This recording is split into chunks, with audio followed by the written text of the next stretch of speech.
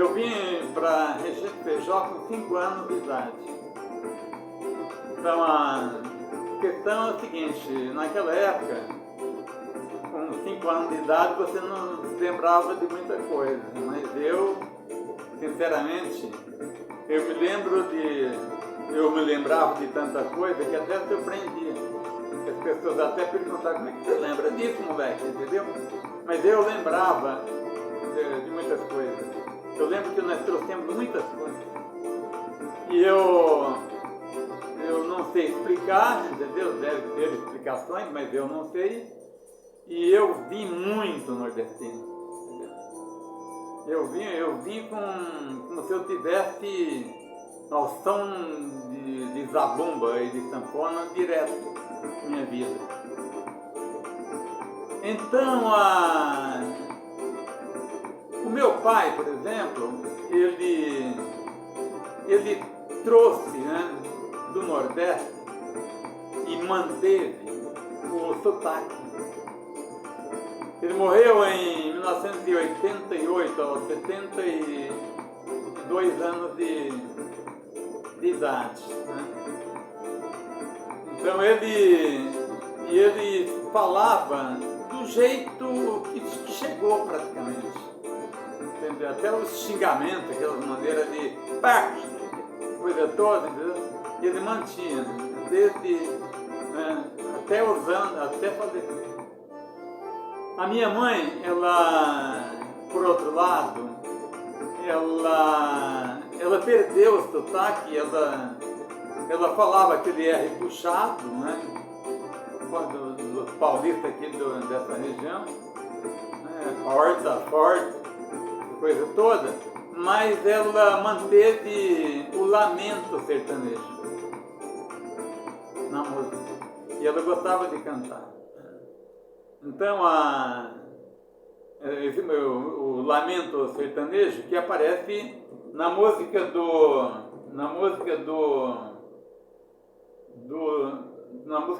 Dominguinhos, né? Então, vamos lembrar, né? Por ser de lá, na certa, por isso mesmo. Entende? Então, essa música, esse lamento sertanejo, né? Que faz parte da alma nordestina, minha mãe manteve. Eu, por outro lado, eu mantive o espírito nordestino, entendeu? Toda aquela perspectiva nordestina eu mantive. Algumas coisas eu me lembro.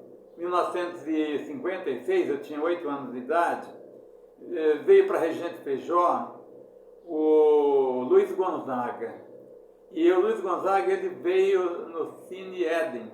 Eu fiz um trabalho de pesquisa a respeito dessa viagem que o Luiz Gonzaga fez nesses idos de 1956, e tudo bate, que ele se fala que ele rodou pelo Brasil inteiro, porque há uma curiosidade, o Luiz Gonzaga, quando ele sai de Pernambuco, ele vai para onde? Ele vai para o Rio de Janeiro. Entendeu? Então, ele vai se projetar pelo Rio de Janeiro. Inclusive, ele, através do Rio de Janeiro, através da rádio Rio de Janeiro, Rádio Nacional do Rio de Janeiro, fundamentalmente, ele projeta, ele torna-se um nome importantíssimo da música popular brasileira. Naqueles idos de 56, ele era hegemônico, ele era o grande nome da música brasileira, entendeu? Ele era o mais falado. E eu lembro que ele veio para a Regente Feijó, no Cine Éden, conforme eu disse, e o cinema ficou lotado. Ficou lotado. Assim, o Cine Éden era grande, era gigantesco, e ele veio com Gordurinha, e que tocava zabumba, salvo engano, e veio com um tocador de triângulo, que era o chamado salário mínimo. Ele era um anão. Um negócio incrível. Bom, a verdade é que o Luiz Gonzaga, e meu pai era sapateiro, e meu pai é pernambucano, pernambucano de Garanhuns, meu pai, obviamente, se aproximou do Luiz Gonzaga e o Luiz perguntou o que ele fazia, ele falou que ele era sapateiro, e o Luiz Gonzaga então pediu para o meu pai fazer uma guaiaca, que era aquele espécie de coldre, onde se colocava o revólver, né, a pistola, o parabellum do cangaceiro, né, porque o Luiz Gonzaga se vestia como cangaceiro. Então aí meu pai, então, ele fez esse cinturão, esse parabellum, esse coldre onde havia cinturão quando se colocava as balas, onde se colocava o local não tinha aquele local que colocava o parabellum, meu pai é que fez aquilo ali, certo? Então fez para o Luiz Gonzaga, aquilo ali, né, acho que rodou o Brasil inteiro, né?